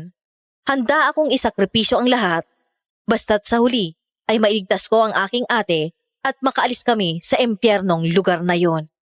Ilang araw agad ang dumaan matapos ang pagpaplano namin, pero parang bawat segundo ay tila dinidispatcha ang katinoan ko. Bantay sarado pa rin ako ni Gabriel, gaya ng aming napagkasunduan. Ngunit ang bawat tinginan namin sa harap ng ibang tao ay puno ng pagkukunwari. Sa mga oras na kasama ko naman si Ambet, unti-unti ko na ring nauunawaan kung para saan ang mga pasaring niya sa aking noong unang hindi ko maintindihan. Malapit na ang pista, Ligaya.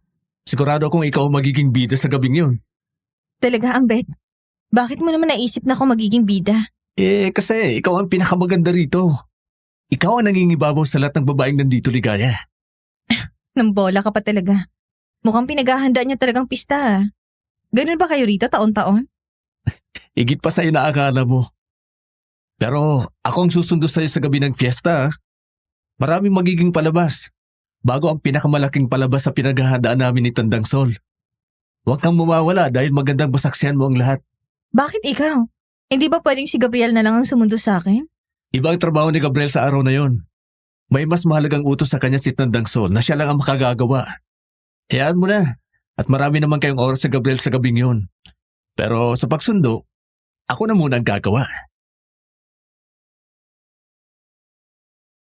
Binalot ako ng matinding kaba dahil sa mga sinabi niya. Nag-iba bigla ang pakiramdam ko at nagkaroon ng pagdududa. Nang makaalis si Ambet, agad kong sinamantala ang pagkakataon na makausap ng pribado si Gabriel sa likod ng malalaking puno ng saging.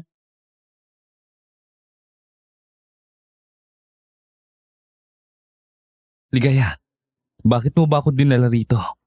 Baka may makikita sa atin at maginala. Gabriel, sabihin mong totoo. Hindi ba patibong ang lahat ng to? Bakit si Ambet ang susunod sa akin at hindi ikaw? Hindi ba't yun naman talagang sinabi ko sa'yo nung nakaraan? Ligaya, makinig ka. Bahagi yun ng plano para hindi sila maghinala sa akin. Kailangan nila makita na abala ko sa ibang bagay para mapunta ako sa posisyong madali kitang maitakas. Paano kung niloloko mo lang ako? Paano kung kaya mo lang ako pinaniwala sa lahat ng ito para kusa akong sumama sa kanila ng walang laban? Mahirap magtiwala sa lugar na to, Gabriel. At hindi mo ako masisisi kung kini-question kita ngayon. Baka sinusubukan mo lang talagang kunin ang loob ko para hindi na ako manlaban. Tumingin ka sa mga mata ko, Ligaya. Kung gusto kitang ipahamak, hindi ko na kailangan na mag-aksaya ng panahon para magpaliwanag pa. Ang galit ko sa pumatay sa ina ko ang nagpapatakbo sa akin para gawin ang lahat ng to. Kahit marami akong kailangan na kalabanin. At malaki ang tinatalikuran ko. At hindi ko hayaan na mangyari sa inyo ang nangyari sa nanay ko. Hindi ko hayaan na mapatay ka nila. Maniwala ka sa akin, Ligaya. Kahit anong mangyari sa gabing yun, hindi kita pababayaan. Sabay-sabay tayong lalabas dito ng buhay at nakapaghiganti sa kanila. Sabay nating gagawin yon. Maliwanag ba? Gusto kong maniwala sa lahat ng sinasabi niya, pero ang takot ay tila lason na kumakalat sa isipan ko. Ang titig ni Gabriel ay puno ng determinasyon. Ngunit sa baryong puno ng mga aswang, ang katotohanan ay madalas na nakatago sa ilalim ng madilim na balat. Hindi na ako dinadalaw ng antok magmula noon. Habang lumilipas ang araw, ay lalong tumitindi ang kaba ko at kinakain ako ng takot na baka hindi ko kayanin. Pero kailangan kong maging matatag. Lalo pat kailangan kong umuwi kasama ang Lolo Bert ko para mapatunayan sa aking ama na kaya ko. At para ipakita rin sa kanilang totoo ang sinasabi ko na sa loob ng 8 taon ay mahanap namin at buhay pa si Ate Mariela. Gabi ng pista sa Barrio Oscuro noong mga panahong yun. Ramdam ko ang kakaibang bigat sa hangin kahit pa naririnig ko ang ingay ng kasiyahan mula sa sentro ng baryo. Ilang araw ko ring iniwasang kausapin si Lolo Bert dahil alam kong abalang-abala siya sa paghahanda ng kung anong bagay sa hindi ko malamang dahilan. Kinakain ako ng matinding kaba, pero wala na akong balak umatras pa dahil planado na ang lahat. Kahit si Gabriel ay hindi ko rin muna kinausap matapos ang huli naming komprontasyon para makaiwas sa mapanuring mata ng mga tao rito. Nung gabi rin yun, nakahanda na ako. Isinuot ko ang isang magandang bestida para magmukhang dadalo sa pista. Pero sa ilalim nito ay nakatago ang aking mga sandata, ang buntot pagi at ang langis na magsisilbi kong proteksyon.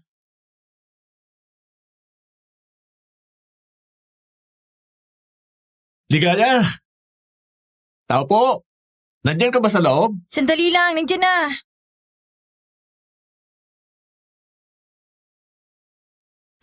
Kaya pala, Ambet. Kuya Dario, ang aga niyo naman yatang manundo. Ang akala ko mamaya pa kayo. Wow! Napakaganda mo naman ngayong gabi, Ligaya. Bagay na bagay sa ang suot mong damit. Bumagay rin ang bandana mong pula sa ulo. Para naman saan yan? Wala naman. Naisipan ko lang maglagay. Tsak na ikaw magiging bida sa pista namin sa ganda mong yan. Salamat, Ambet. Nakakahiya naman. Simpleng damit lang naman ang suot ko.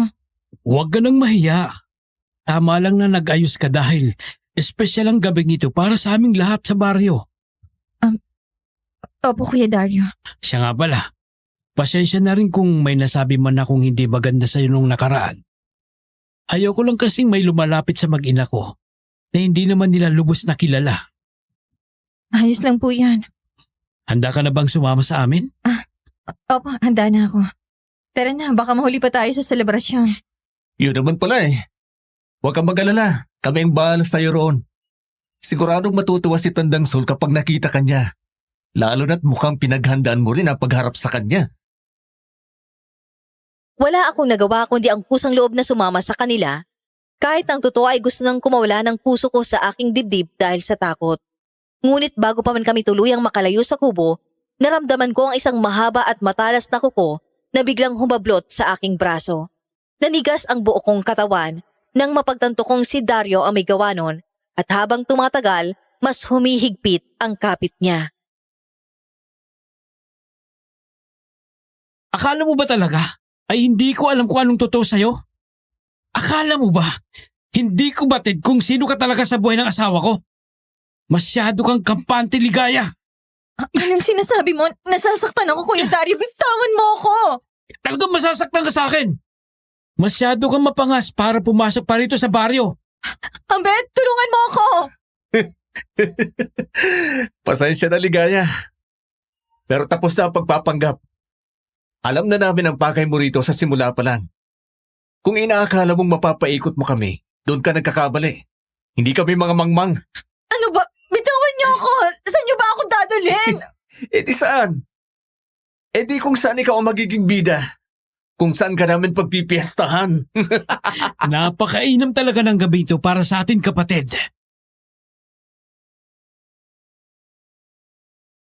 Nagwala ako at sinubukang manlaban, pero sadyang napakalakas nila. Inasar lang nila ako habang pilit akong hinihila patungo sa gitna ng kadiliman. Wala akong nagawa ng mga oras na yon, kundi ang magpatianod at patuloy na paniwalain silang isa lamang akong biktima na walang alam. Kahit na sa loob-loob ko, ay hinahanda ko na ang sarili ko sa mas matinding labanan. Hinihila ako ni Ambet at Dario patungo sa madilim na bahagi ng sakahan, malapit sa sentro kung saan idinadaos ang pista. Habang papalapit kami, nakita ko ang pulutong ng mga nilalang na naghihintay sa amin. Nakapangingilabot silang tingnan dahil pare-pareho ang kanilang suot na tila isang uniforme ng kamatayan. Nung gabing yun, ramdam ko ang mga mapanuring mata ng mga aswang na nakatitig sa bawat galaw ko. Nanlilisik ang mga mata habang naglalaway sa akin na parabang isa kong masarap na putahe sa kanilang paningin. Bitawan niyo ako! Saan niyo ba ako dadalhin? Masyado kang maingay, Ligaya. Magpasalamat ka na lang dahil ikaw ang napiling maging bida sa hapunan namin ngayon. Huwag ka nang mag-aksaya ng laway. Walang makakarinig sa'yo rito, kundi ang mga kauri namin. Lalong hindi ka nila tutulungan kahit maglupasay ka pa. Hayaan niyo siyang mag-ingay. Mas masarap ang karne ng taong puno ng takot ang puso. Akala mo ba talaga, Ligaya, na ang mga taong pinapapasok namin dito sa Baryo Oscuro ay nakalalabas pa ng buhay? Napaka-inosente mo kung ganon. Tandang Sol, wala pa akong ginagawang masama sa inyo. Parang awan niyo na po. Hayaan niyo na akong umalis. Hindi ko sasabihin kahit kaninong nakita ko rito. Huli na ang lahat, dalaga. Sa lugar na ito, ang bawat bisita ay grasya. At ang grasya ay dapat pagsaluhan. Nagpatuloy ang tawanan ng lahat. Nung mga oras na yun, umakting ako na tila isang biktima na wala ng pag-asa. Nagmamakaawa, umiiyak, kahit na ang totoo ay kinakapa ko ng langis at buntot pagi sa ilalim ng aking bestida. Nagabang ako ng tamang pagkakataon habang dinadamdam ko ang bawat hapdi ng pagkakahawak nila sa akin. Ngunit ang susunod na sinabi ni Tandang Sol ang tunay na nagpayanig sa buong pagkatao ko. At para mas maging masaya ang ating pista, ang kakatay sa espesyal nating ulam ay walang iba kundi ang lalaking pinagkatiwalaan mo. Gabriel, halika na rito. Hindi totoo yan. Hindi magagawa sa akin yun ni Gabriel. Panuorin mo kung paano ka traidorin ng taong pinagkatiwalaan mo. Masyado kang uto-uto. Nagpadala ka sa mga salita ng kauri namin. Nasa akin ang katapatan ng batang yan. Wala sa'yo! Hindi! Habang hinihintay ko ang paglabas ni Gabriel mula sa dilim, naramdaman ko ang pinakamatinding hapdi sa aking puso. Ang lalaking tila natutunan ko ng mahalin, ang siyang itinalaga nilang kukuha ng aking buhay. Napatingin ako sa paligid, sa mga aswang na naglalaway na sa sobrang pagkasabik, habang ang buwan ay tila naging kulay dugo sa aking paningin. Tila tumigil ang pag-ikot ng mundo ko nang dahang-dahang lumabas si Gabriel mula sa madilim na bahagi ng sakahan.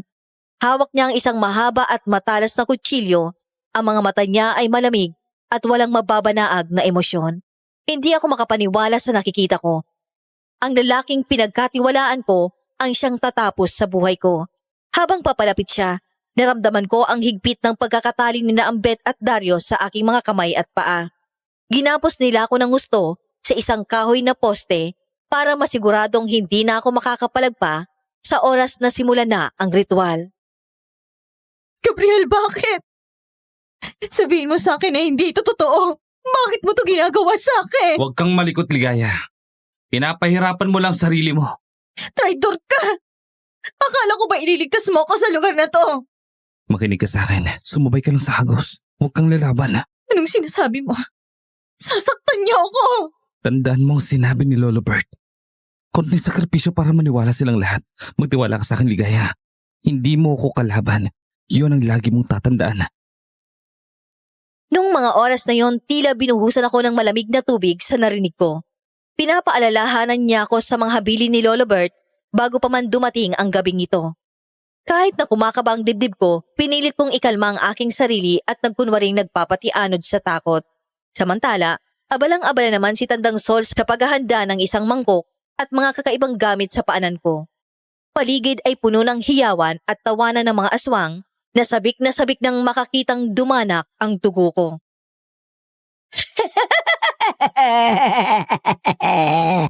Handa na ang lahat! Ang dugo ng dalagang ito ang magpapatibay sa ating sumpa at magbibigay ng lakas sa ating lahat ngayong gabi!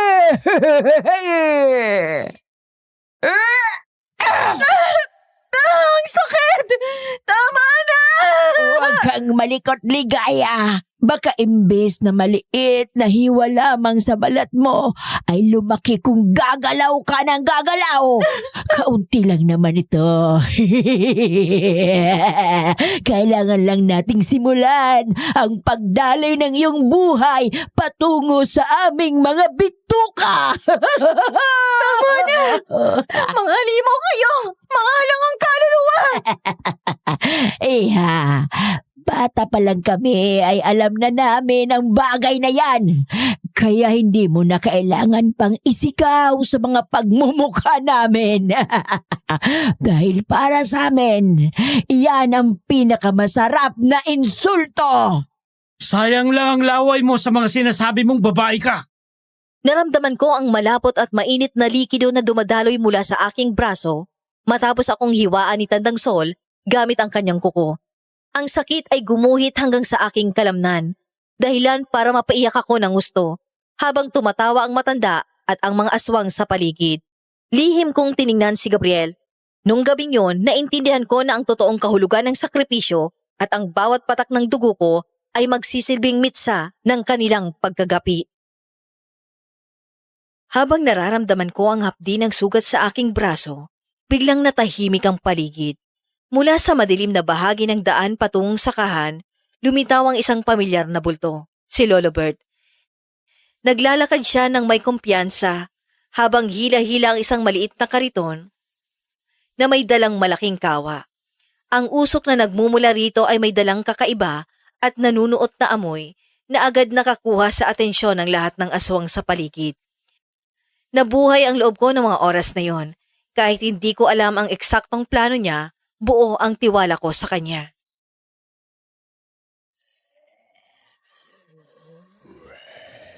Sandali muna! Huwag kayong magmadali sapagkat sa dalagang yan. May dala akong mas mainam na alok para sa pista.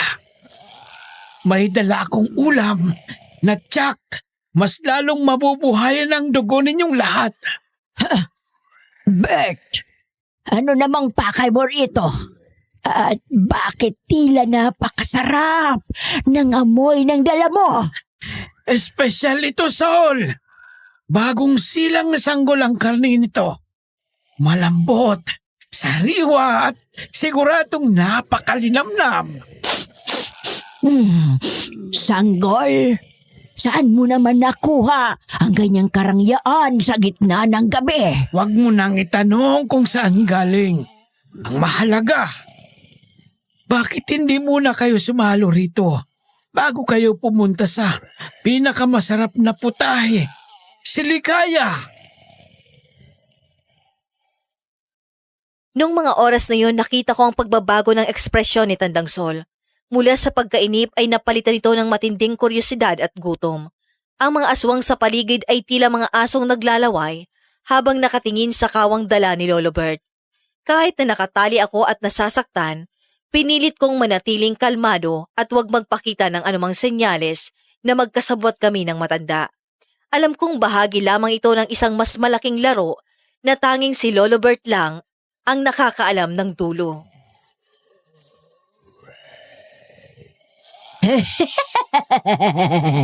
Nakakabilib ka talaga, Bert. Akala ko ay hindi ka na namin katulad na kumakain ng laman. Pero tila mas masahol ka kung gumalaw. Sa mundong ito, kailangang marunong kang makisama kung gusto mong mabuhay ng matagal.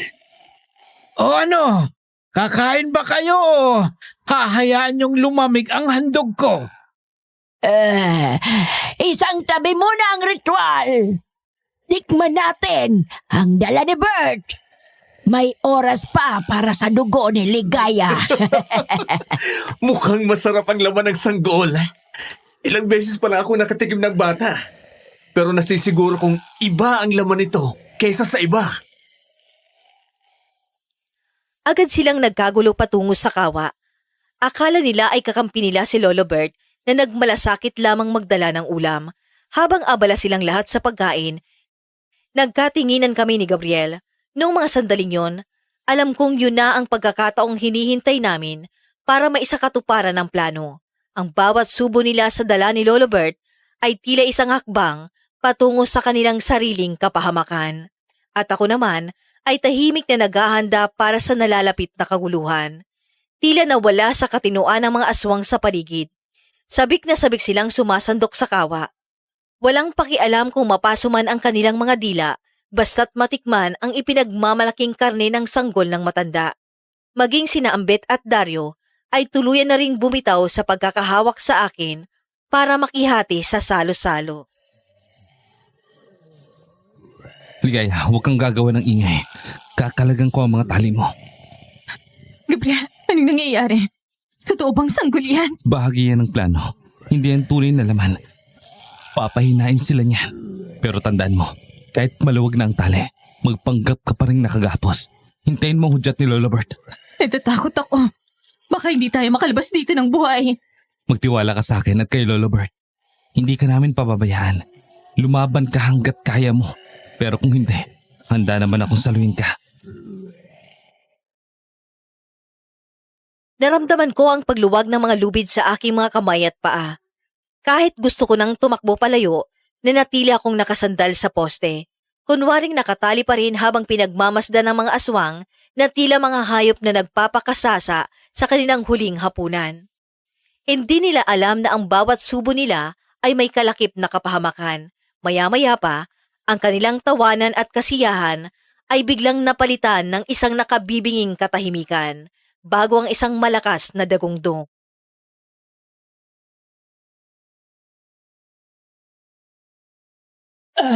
Ano yon? Saan nang galing ang pagsabog na yon? Ang sakahan! Nasusunog ang bahagi ng sakahan!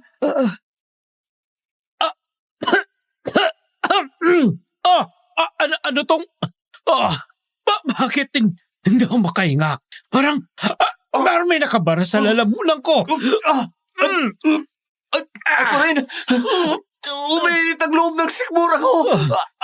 Hayop! Ano tong pinakain sa atin? Nilin lang tayo! Nung mga sandaling yon, ang paligid ay nabalot ng makapal at madilaw na usok. Ang mga aswang na masiglang kumakain ay unti-unting nanghina. Pilit na humahawak sa kanilang mga leeg habang naghahabol ng hininga. Nataranta sina Tandang Sol, Ambet at Dario. Hindi nila malaman kung anong kamandag ang nakahalos sa hangin o sa kinain nila. Sa gitna ng apoy at usok, isang bulto ng babae ang dahang-dahang lumabas mula sa kadiliman. Si Ate Mariela. Ate Mariela? Anong nangyayari? Bakit nagkakagulo? Ano tong pinakain mo sa amin? Matanda ka! Tapos na ang panahong nambibiktima kayo ng mga tao. Tapos na ang kasamaan nyo. Mariela, anong ginagawa mo dito? Bakit may dala kang gas at pulbura? Para tapusin to, Dario. Alam ko ng lahat. Alam ko nang balak nyo rin akong patayin matapos nyo akong gamitin. Hindi totoo yan. Hindi totoo yan, mahal ko. Huwag kang maniwala sa mga naririnig mo. Hindi ko gagawin yun dahil mahal kita. Mahal? Huwag mo akong tawaging mahal. Minahal kita bilang asawa at ama ni Maya. Pero mas pinili mo pa rin ang kadiliman kaysa sa akin. Hindi na ako magpapautuloy sa'yo. Nung mga oras na yon, nakita ko ang tapang sa mga mata ni Ate Mariela. Habang hawak-hawak niya ang isang naglalagablab na sulo. At ang mga sisidlan ng gas at pulbura. Hindi siya nag-atubiling ihagis ang iba pang pampasabog sa mga bahagi ng sakahan kung saan nakatipo ang mga aswang. Ang apoy ay mabilis na kumalat, tila sumasabay sa galit na nararamdaman niya sa kanyang puso matapos malaman ang katotohanan. Ang bawat pagsabog ay tila musika sa pandinig ko dahil alam kong yun na ang aming pagkakataon para makatakas.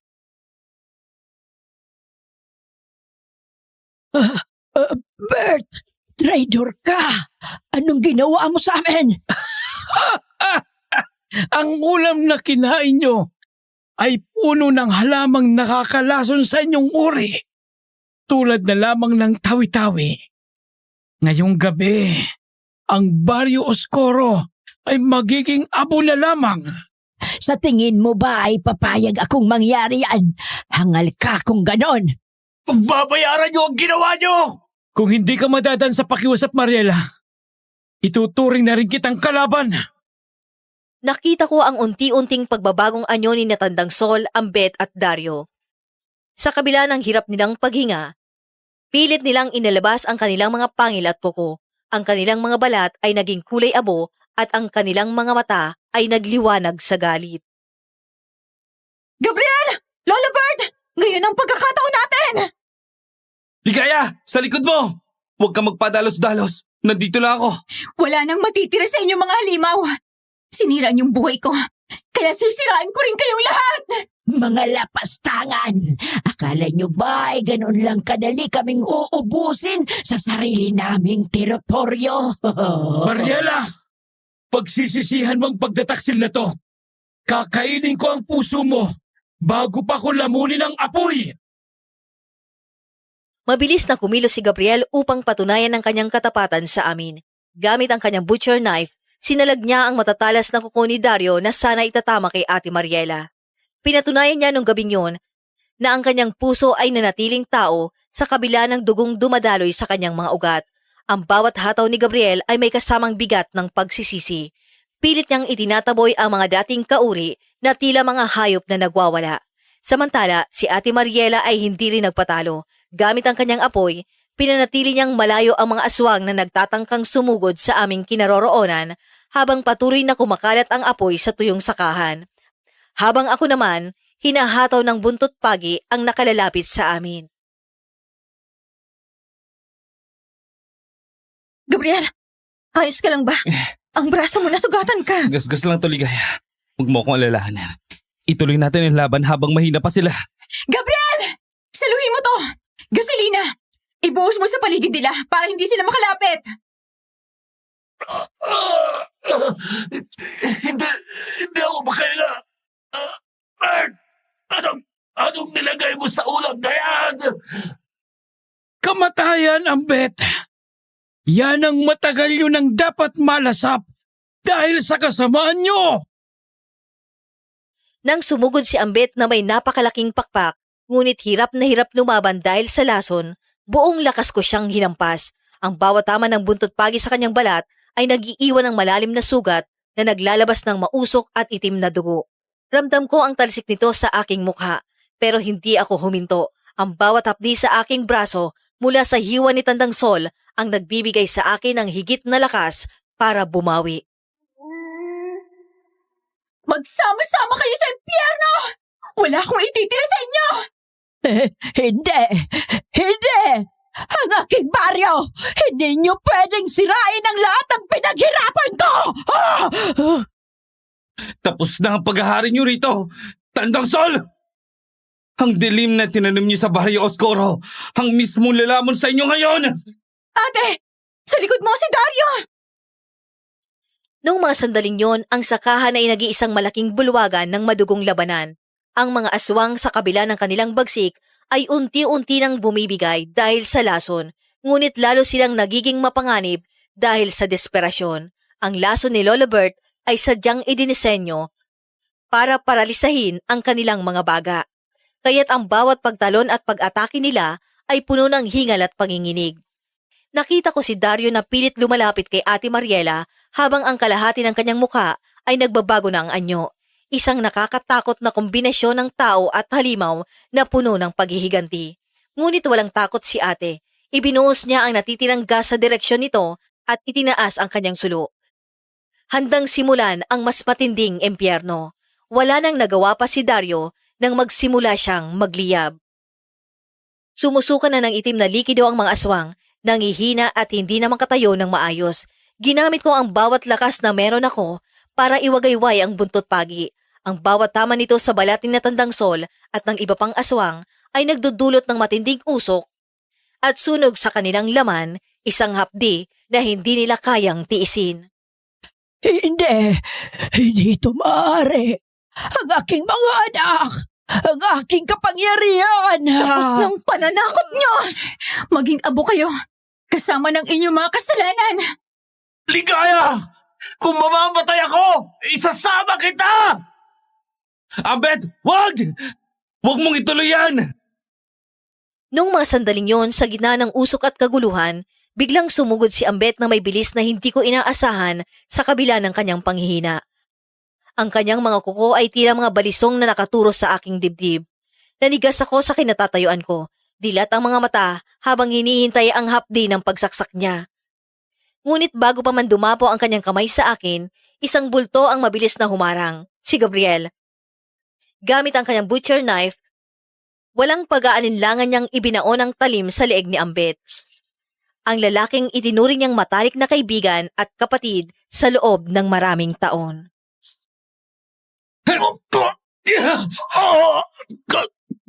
Gabriel! Bakit? Patawad, Ambet. Pero hindi ko hayang saktan mong babaeng nagbalik ng pagkatao ko. Gabriel, ayos ka lang ba? Kailangan itong matapos, Ligaya. Kahit masakit, kailangan matapos ang sumpa ng Barrio Oscuro. Para sa nanay kong walang awan nilang pinatay sa harap ko. Tama ang ginawa mo, Gabriel. Iniligtas mo siya. Iniligtas mo kaming lahat. Bilisan niyong kumilos! Kailangan natin silang maubos! Nakita ko ang pagbagsak ng katawan ni Ambet sa lupa, kasabay ng unti-unting paghupa ng lakas ni Tandang Sol na nilalamo na ng apoy. Habang pinapanood ko si Gabriel na nakaluhod sa tabi ng kanyang kaibigan, naramdaman ko ang bigat ng kanyang sakripisyo.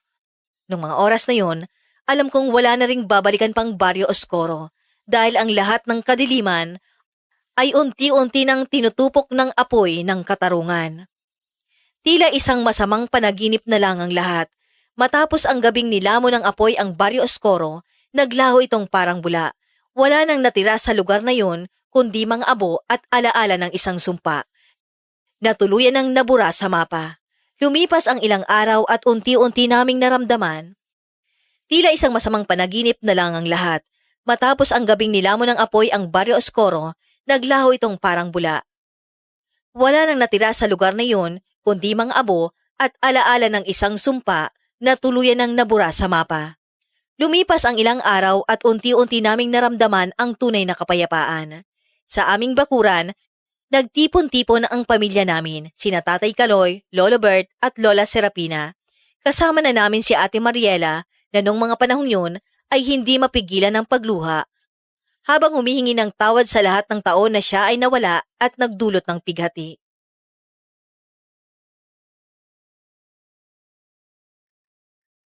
Tay. Lolo. Lola. Patawarin niyo po ako. Walang taon niyo akong hinintay habang nakakulong ako sa bangungot na yon. Hindi ko ginusto lahat ng nangyari. Para akong nasa malalim na pagkakatulog at nananaginip ako sa piling ni Dario. Hindi ko magawang magising. Niloko niya lang ako. Tana, Mariel. Ang mahalaga ay nandito ka na. Tapos na ang pagturusa mo, anak. Kung hindi dahil kay Ligaya, Lolo Bert at Gabriel, baka hanggang ngayon alipin pa rin ako ng mga halimaw na yon. Hindi ko alam kung paano ko sila pasasalamatan. Ang mahalaga ate, ay buo na tayo ulit. Yun lang ang tanging hiling ko nung mga panahong hinahanap kita. Tama si Ligaya. Kahit na nakakatampo ang mga sinabi mo sa amin, mahal ka pa rin namin. Hindi ko po sinasadya. Wala akong kontrol sa sarili ko kaya ako nasabi mga yon. Naiintindihan na namin. Magsimula na lang ulit tayo. Malayo sa inanakit. Nung gabing yon ng kaguluhan, hindi rin kami binigo ni Gabriel. Itinakas niya si Maya at ligtas na iniuwi sa amin. Ipinaliwanag niya sa aking pamilya ang totoo. Nakita ko ang pagtanggap sa mga mata ni Tatay Kaloy. Ligaya, anak. Lumapit ka rito. May gusto sana akong sabihin sa'yo. Ano po yan, Tay? Patawarin mo ako kung naging hadlang ako sa paghahanap mo sa ate mo. Masyado akong naduwag dahil sa takot na mawala ka rin sa amin. Pero napatunayan mong tama ka, anak. Kung hindi ka naging matapang, makahabang buhay na tayong nagungulila sa kanya. Naiintindihan ko po, Tay. Ginawa niyo lang po yun dahil sa pagmamahal niyo sa akin. Ang importante ay ligtas na si ate. At ikaw, Gabriel, salamat sa pagliligtas sa mga anak ko. Utang namin sa iyo ang buhay nila. Ginawa ko lang po kung anong tama. Pinatunayan mo lang sa amin na mas nananaig sa iyo ang dugo ng tao kaysa sa dugong pinanggalingan ng ama mo. Hustisya po para sa nanay ko ang hinahanap ko. At nakamit mo na. O siya, maiwan ko na muna kayong dalawa rito. Noong mga sandaling yon, tila isang mabigat na pasanin ang nawala sa aking dibdib. Nakita ko ang dahang-dahang paglapit ni Gabriel sa akin habang lumulubog ang araw. Ang kanyang mga mata na dati ay puno ng lungkot at takot ay meron ng kislap ng pag-asa. Gabriel, kumusta ang pakiramdam mo? Ngayong wala ng Barrios Coro. Parang ngayon lang ako tunay na nakahinga, Ligaya. Pakiramdam ko. Sa wakas ay naiganti ko ng nanay ko. Malaya na ako sa utos ng mga aswang. Makakapagsimula ka na ng bago't payapang buhay rito sa amin. Naniniwala ko sa iyo, Gabriel.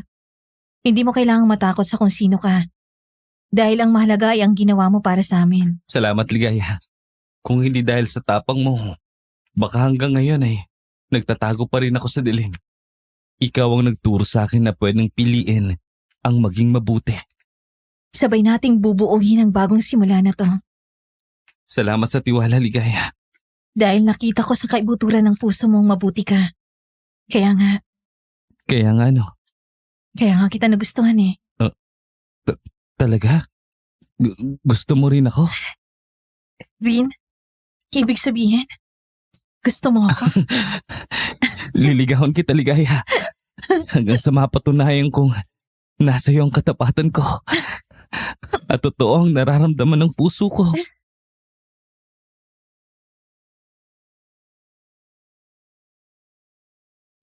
Tatlong taon na ang lumipas mula noon, ngunit ang bawat detalye ng karanasang iyon ay tila sariwa pa sa aking alaala.